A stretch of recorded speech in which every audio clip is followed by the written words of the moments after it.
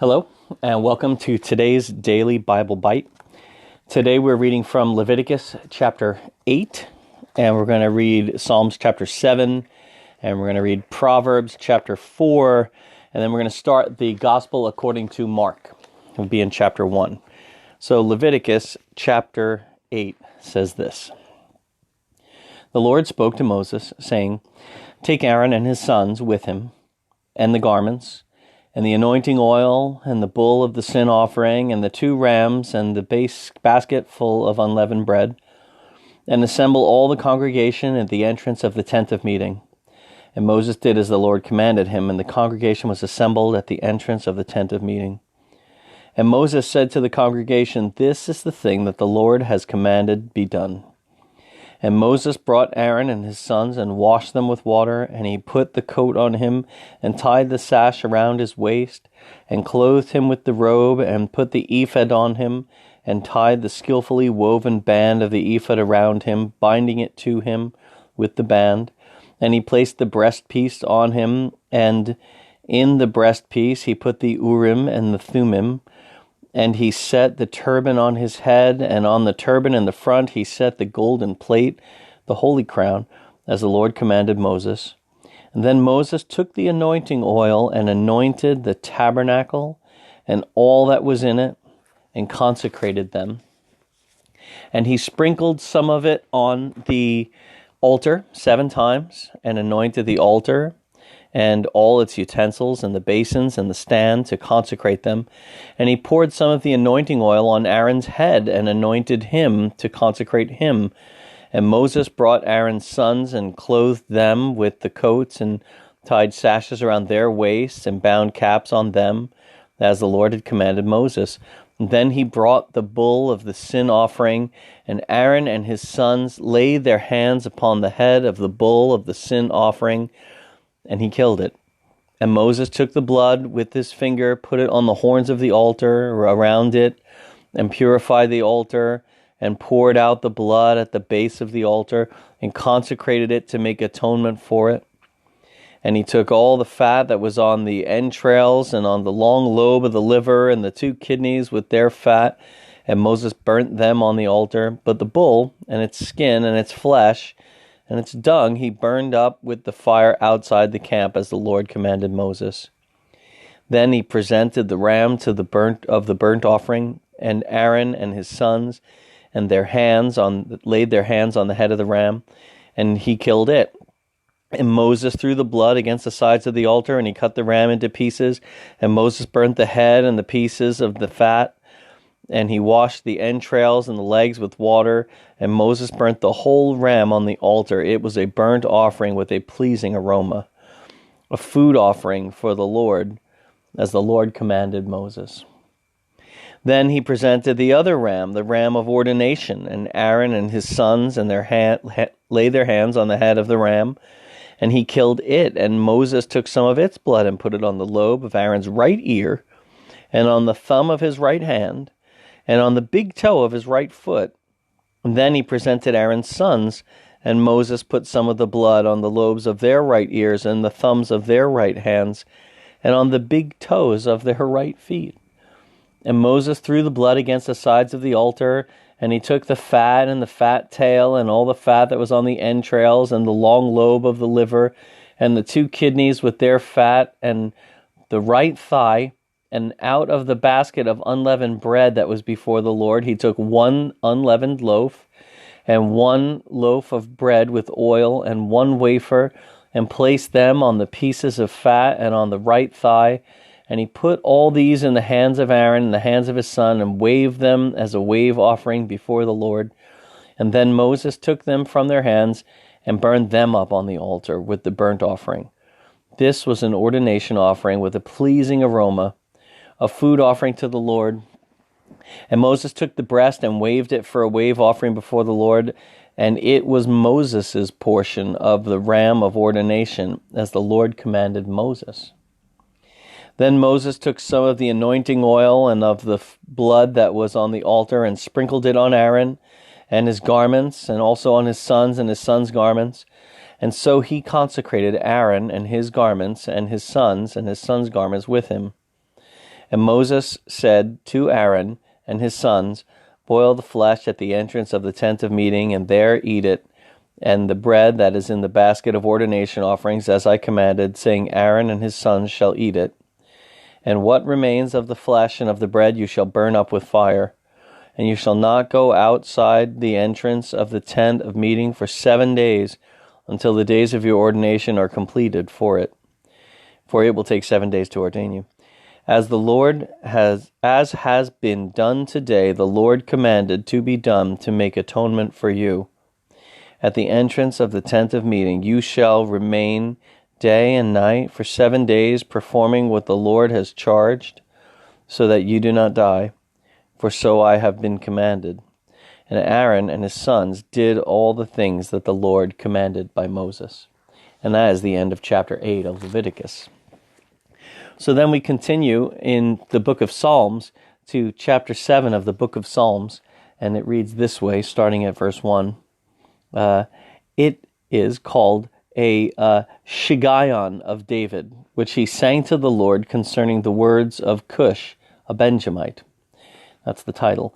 And then verse 1 says this, O Lord my God, in you do I take refuge. Save me from all my pursuers and deliver me, lest like a lion they tear my soul apart, rending it in pieces with none to deliver.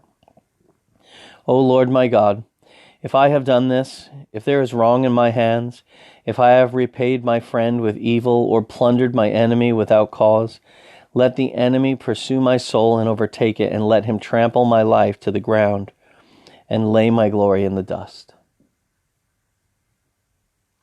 There's a word in the scripture that reads Selah, that many believe is a sign to pause here, either for music or to reflect. Selah.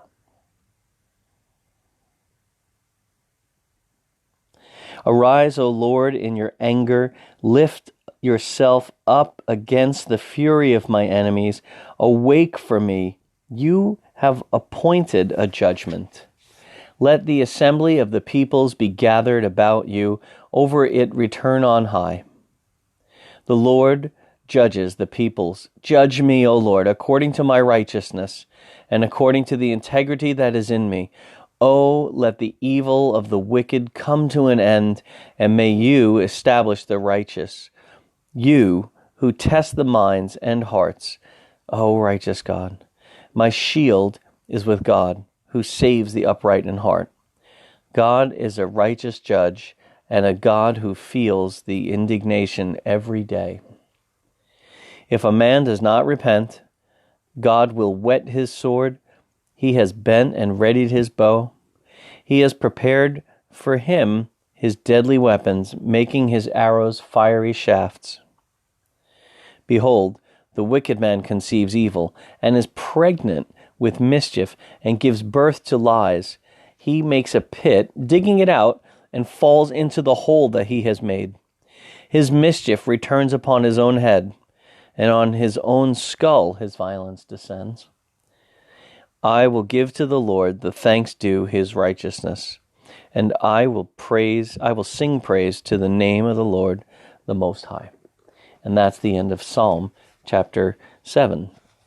And now Proverbs which Proverbs did I say we were going to read? Proverbs chapter 4. Okay.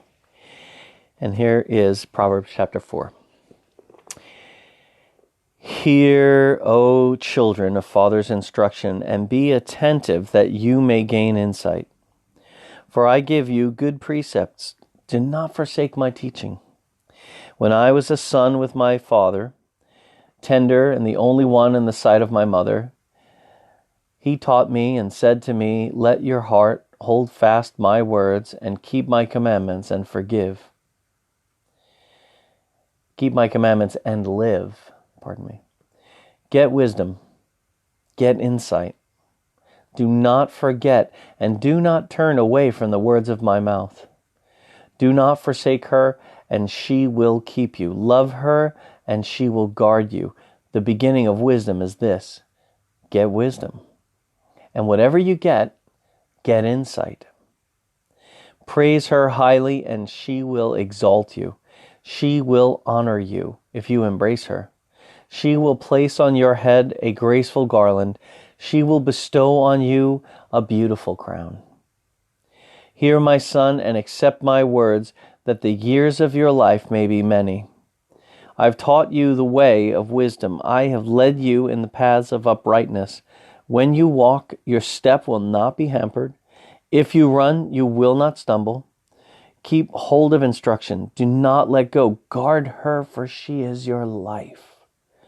Do not enter the path of the wicked. Do not walk in the way of the evil. Avoid it. Do not go on it. Run away from it and pass on. For they cannot sleep unless they have done wrong. They are robbed of sleep unless they have made someone stumble. For they eat the bread of wickedness and drink the wine of violence. But the path of the righteous is like the light of dawn, which shines brighter and brighter until full day. The way of the wicked is like a deep darkness. They don't know over what they stumble. My child, be attentive to my words. Incline your ear to my sayings. Let them not escape from your sight. Keep them within your heart, for they are like life to those who find them, and hearing to all their flesh. Keep your heart with all vigilance, for from it flow the springs of life. Put away from you crooked speech, and put devious talk far from you. Let your eyes look directly forwards, and your gaze be straight before you. Ponder the path of your feet, and then all your ways will be sure. Do not swerve to the right or to the left, and turn your foot away from evil. And that's the end of Proverbs chapter 4. And then, having finished Matthew with the resurrection and the Great Commission, we now are in the book of Mark. It's the Gospel according to Mark. Many people believe that Mark is actually writing the account of the Gospel of Peter. Mark traveled with Peter, and so a lot of people believe that what Mark has to say about what he knows about the Gospel is actually a result of him hanging out with Peter. So you decide what you think about this, but it has been accepted by the church for all the ages. It's included in your Bible, and it's accepted by the church as the gospel of Jesus Christ. And so here we go, chapter 1 of Mark. See what a young man writes like as you listen to Mark. It's interesting. The beginning of the gospel of Jesus Christ, the Son of God, as it was written in Isaiah the prophet. Behold, I send my messenger before your face, who will prepare your way. The voice of one crying in the wilderness, prepare the way of the Lord, and make his paths straight. And then it begins. John appeared baptizing in the wilderness and proclaiming a baptism of repentance for the forgiveness of sins. And all the country of Judea and all Jerusalem were going out to him and were being baptized by him in the river Jordan, confessing their sins. Now John was clothed with camel hair and wore a leather belt around his waist, and he ate locusts and wild honey. And he preached, saying, After me comes one who is mightier than I, the strap of whose sandals I am not worthy to stoop down and untie. I have baptized you with water, but he will baptize you with the Holy Spirit. And then in verse 9 it says, In those days Jesus came from Nazareth of Galilee and was baptized by John in the Jordan. And when he came up out of the water, immediately he saw the heavens being torn open and the Spirit descending upon him like a dove, and a voice came from heaven, You are my beloved Son, with you I am well pleased. The Spirit immediately drove him out into the wilderness, and he was in the wilderness 40 days, being tempted by Satan. And he was with the wild animals, and the angels were ministering to him. Now, after John was arrested, Jesus came into Galilee proclaiming the gospel of God and saying, The time is fulfilled and the kingdom of God is at hand. Repent and believe in the gospel. Those are the first words of Jesus Christ in Mark's gospel. Did you hear that? The time is fulfilled.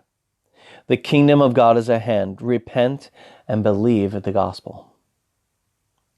Verse 16 says, Passing alongside the Sea of Galilee, he saw Simon and Andrew, the brother of Simon, casting a net into the sea, for they were fishermen. And Jesus said to them, "Follow me, and I will make you become fishers of men." And immediately they left their nets and followed him. And going on a little further, he saw James, the son of Zebedee, and John his brother, who were in the boat mending their nets. And immediately he called them, and they left their father Zebedee in the boat with the hired servants and followed him. And they went into Capernaum, and immediately on the Sabbath he entered the synagogue and was teaching. And they were astonished at his teaching, for he taught them as one who had authority, and not as the scribes. And immediately there was in their synagogue a man with an unclean spirit, and he cried out, "What have you to do with us, Jesus of Nazareth? Have you come to destroy us? I know who you are, the Holy One of God." But Jesus rebuked him, saying, "Be silent, come out of him." And the unclean spirit, convulsing him and crying out with a loud voice, came out of him. And they were all amazed, so that they questioned among themselves, saying, "What is this? A new teaching with authority. He commands even unclean spirits, and they obey him." And at once his fame spread everywhere throughout all the surrounding region of Galilee. And that is the end of our reading today from the Gospel according to Mark, chapter 1, verses 1 through 28. So I hope you're being blessed. It's interesting, isn't it, to contrast the Old Testament and the New Testament, and then the Psalms and the Proverbs in between. We really appreciate being able to share this with you. And if you have any questions, ask them. The feedback would be encouraging. If you have any insights, share them, because maybe you see something others would say, "Hey, that's interesting." If you have any need for ministry or just the care and concern of the minister, please contact me. Just send a message, and I'll get back to you. God bless you, and we'll see you again tomorrow for a daily Bible Bite. Take care.